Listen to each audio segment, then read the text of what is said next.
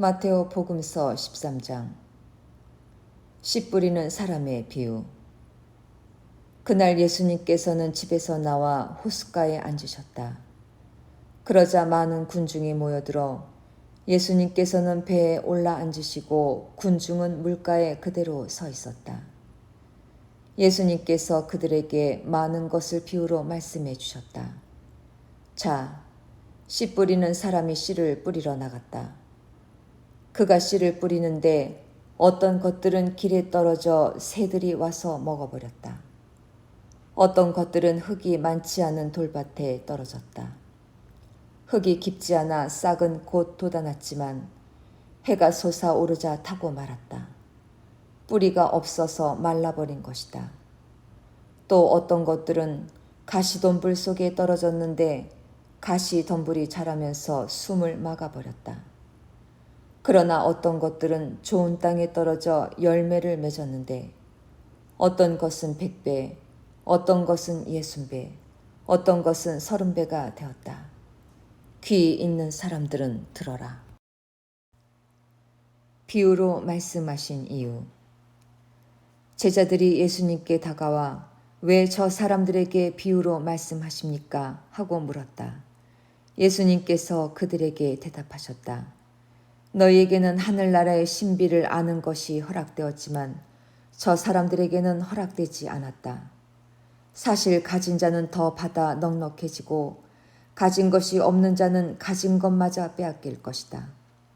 내가 저 사람들에게 비유로 말하는 이유는 저들이 보아도 보지 못하고 들어도 듣지 못하고 깨달지 못하기 때문이다. 이렇게 하여 이사야의 예언이 저 사람들에게 이루어지는 것이다. 너희는 듣고 또 들어도 깨달지 못하고 보고 또 보아도 알아보지 못하리라. 저 백성이 마음은 무디고 귀로는 제대로 듣지 못하며 눈은 감았기 때문이다. 이는 그들이 눈으로 보고 귀로 듣고 마음으로 깨닫고서는 돌아와 내가 그들을 고쳐주는 일이 없게 하려는 것이다. 그러나 너희의 눈은 볼 수 있으니 행복하고 너희의 귀는 들을 수 있으니 행복하다. 내가 진실로 너희에게 말한다. 많은 예언자와 의인이 너희가 보는 것을 보고자 갈망하였지만 보지 못하였고 너희가 듣는 것을 듣고자 갈망하였지만 듣지 못하였다. 씨 뿌리는 사람의 비유를 설명하시다. 그러니 너희는 씨 뿌리는 사람의 비유를 새겨 들어라. 누구든지 하늘나라의 관한 말을 듣고 깨달지 못하면 악한 자가 와서 그 마음에 뿌려진 것을 빼앗아 간다. 길에 뿌려진 씨는 바로 그러한 사람이다. 돌밭에 뿌려진 씨는 이러한 사람이다. 그는 말씀을 들으면 곧 기쁘게 받는다. 그러나 그 사람 안에 뿌리가 없어서 오래 가지 못한다. 그래서 말씀 때문에 환난이나 박해가 일어나면 그는 곧 걸려 넘어지고 만다. 가시 덤불 속에 뿌려진 씨는 이러한 사람이다. 그는 말씀을 듣기는 하지만 세상 걱정과 재물의 유혹이 그 말씀에 숨을 막아버려 열매를 맺지 못한다. 좋은 땅에 뿌려진 씨는 이러한 사람이다. 그는 말씀을 듣고 깨닫는다. 그런 사람은 열매를 맺는데 어떤 사람은 100배, 어떤 사람은 60배, 어떤 사람은 30배를 낸다. 가라지의 비유. 예수님께서 또 다른 비유를 들어 그들에게 말씀하셨다. 하늘나라는 자기 밭에 좋은 씨를 뿌리는 사람의 비길 수 있다. 사람들이 자는 동안에 그의 원수가 와서 밀 가운데 가라지를 덧뿌리고 갔다. 줄기가 자라서 열매를 맺을 때 가라지들도 드러났다. 그래서 종들이 집주인에게 가서 주인님, 밭에 좋은 씨를 뿌리지 않았습니까? 그런데 가라지는 어디서 생겼습니까? 하고 묻자 원수가 그렇게 하였구나 하고 집주인이 말하였다. 종들이 그러면 저희가 가서 그것들을 거두어낼까요? 하고 묻자 그는 이렇게 일렀다. 아니다. 너희가 가라지들을 거두어내다가 밀까지 함께 뽑을지도 모른다. 수확 때까지 둘 다 함께 자라도록 내버려 두어라. 수확 때에 내가 일꾼들에게 먼저 가라지를 거두어서 단으로 묶어 태워버리고 밀은 내 곡간으로 모아들이라고 하겠다. 겨자씨의 비유. 예수님께서 또 다른 비유를 들어 그들에게 말씀하셨다. 하늘나라는 겨자씨와 같다. 어떤 사람이 그것을 가져다가 자기 밭에 뿌렸다. 겨자씨는 어떤 씨앗보다도 작지만 자라면 어떤 풀보다도 커져 나무가 되고 하늘의 새들이 와서 그 가지에 깃들인다. 누룩의 비유. 예수님께서 또 다른 비유를 그들에게 말씀하셨다. 하늘나라는 누룩과 같다. 어떤 여자가 그것을 가져다가 밀가루 서말 속에 집어넣었더니 마침내 온통 부풀어 올랐다. 비유를 들어 가르치시다. 예수님께서는 군중에게 이 모든 것을 비유로 말씀하시고 비유를 들지 않고는 그들에게 아무것도 말씀하지 않으셨다. 예언자를 통하여 나는 입을 열어 비유로 말하리라. 세상 창조 때부터 숨겨진 것을 드러내리라. 하신 말씀이 이루어지려고 그리 된 것이다. 가라지의 비유를 설명하시다. 그 뒤에 예수님께서 군중을 떠나 집으로 가셨다. 그러자 제자들이 그분께 다가와 밭의 가라지 비유를 저희에게 설명해 주십시오 하고 청하였다. 예수님께서 이렇게 이르셨다. 좋은 씨를 뿌리는 이는 사람의 아들이고 밭은 세상이다. 그리고 좋은 씨는 하늘나라의 자녀들이고 가라지들은 악한 자의 자녀들이며 가라지를 뿌린 원수는 악마다. 그리고 수확되는 세상 종말이고 일꾼들은 천사들이다. 그러므로 가라지를 거두어 불에 태우듯이 세상 종말에도 그렇게 될 것이다. 사람의 아들이 자기 천사들을 보낼 터인데 그들은 그의 나라에서 남을 죄짓게 하는 모든 자들과 불의를 저지르는 자들을 거두어 불구덩이에 던져 버릴 것이다. 그러면 그들은 거기에서 울며 이를 갈 것이다. 그때 의인들은 아버지의 나라에서 해처럼 빛날 것이다. 귀 있는 사람들은 들어라. 보물의 비유와 진주 상인의 비유. 하늘나라는 밭에 숨겨진 보물과 같다. 그 보물을 발견한 사람은 그것을 다시 숨겨두고서는 기뻐하며 돌아가서 가진 것을 다 팔아 그 밭을 산다. 또 하늘나라는 좋은 진주를 찾는 상인과 같다. 그는 값진 진주를 하나 발견하자 가서 가진 것을 모두 처분하여 그것을 샀다.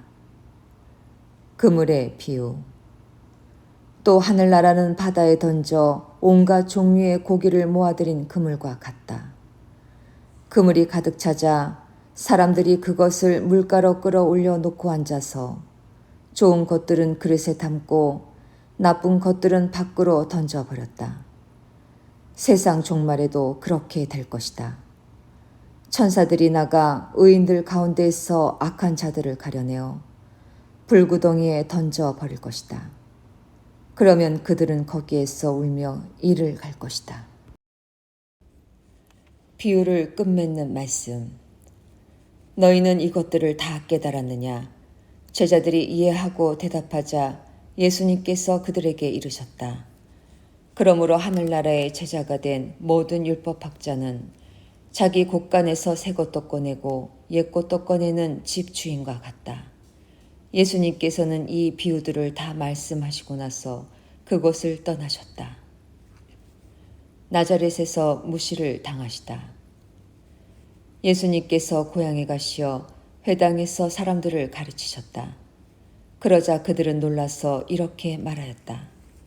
저 사람이 어디서 저런 지혜와 기적의 힘을 얻었을까? 저 사람은 목수의 아들이 아닌가?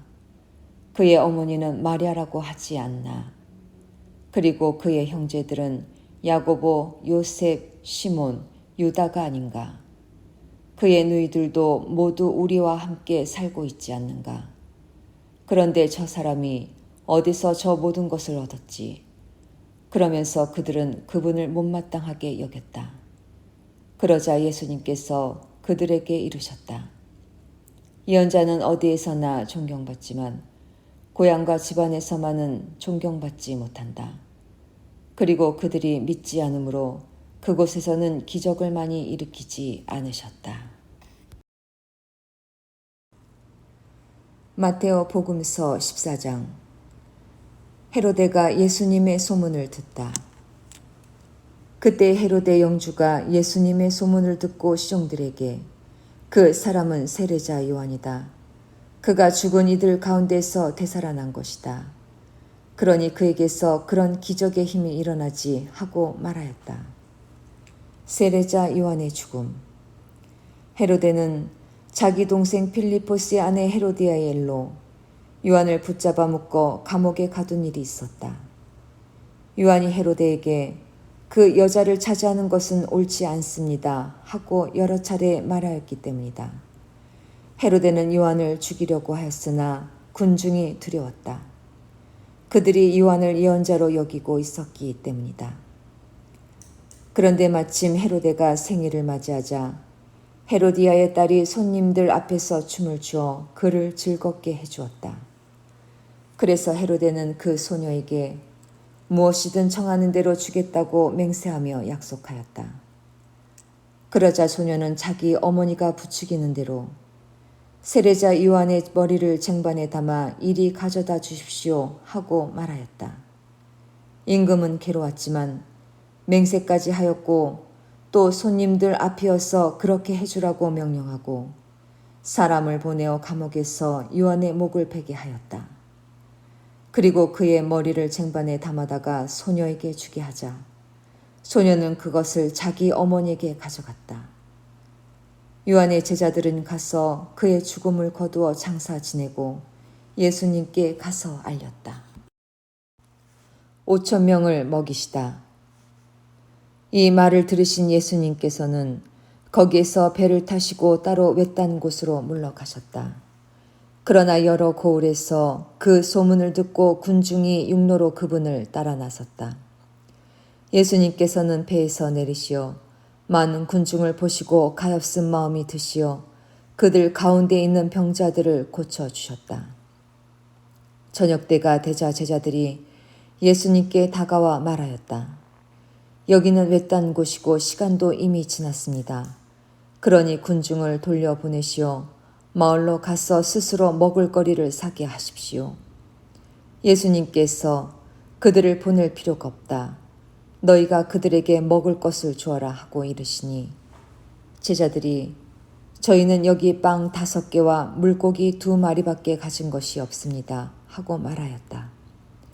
예수님께서는 그것들을 이리 가져오너라 하시고는 군중에게 풀밭에 자리를 잡으라고 지시하셨다.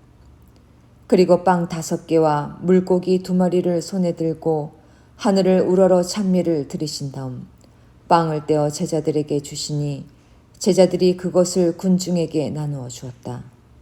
사람들은 모두 배불리 먹었다. 그리고 남은 조각을 모으니 12강주리에 가득 찼다. 먹은 사람은 여자들과 아이들 외에 남자만도 5,000명 가량이었다. 물 위를 걸으시다. 예수님께서는 곧 제자들을 재촉하시어 배를 타고 건너편으로 먼저 가게 하시고 그 동안에 당신께서는 군중을 돌려보내셨다. 군중을 돌려보내신 뒤 예수님께서는 따로 기도하시려고 산에 오르셨다. 그리고 저녁 때가 되었는데도 혼자 거기에 계셨다. 배는 이미 무태서 여러 스타디온 떨어져 있었는데 마침 맞바람이 불어 파도에 시달리고 있었다. 예수님께서는 새벽에 호수 위를 걸으시어 그들 쪽으로 가셨다. 제자들은 예수님께서 호수 위를 걸으시는 것을 보고 겁에 질려 위령이다 하며 두려워 소리를 질러댔다. 예수님께서는 곧 그들에게 말씀하셨다. 용기를 내어라. 나다. 두려워하지 마라. 그러자 베드로가 말하였다. 주님, 주님이시거든 저더러 물 위를 걸어오라고 명령하십시오. 예수님께서 오너라 하시자 베드로가 배에서 내려 무리를 걸어 예수님께 갔다. 그러나 거센 바람을 보고서는 그만 두려워졌다. 그래서 물에 빠져들기 시작하자 주님, 저를 구해 주십시오 하고 소리를 질렀다. 예수님께서 곧 손을 내밀어 그를 붙잡으시고 이 믿음이 약한 자야 왜 의심하였느냐 하고 말씀하셨다. 그러고 나서 그들이 배에 오르자 바람이 그쳤다. 그러자 배 안에 있던 사람들이 그분께 엎드려 절하며 스승님은 참으로 하느님의 아드님이십니다 하고 말하였다. 겟네사렛에서 병자들을 고치시다. 그들은 호수를 건너 겟네사렛 땅에 이르렀다. 그러자 그곳 사람들이 그분을 알아보고 그 주변 모든 지방으로 사람을 보내어 병든 이들을 모두 그분께 데려왔다. 그리고 그 옷자락 술에 그들이 손이라도 대게 해주십사고 청하였다. 과연 그것에 손을 댄 사람마다 구원을 받았다.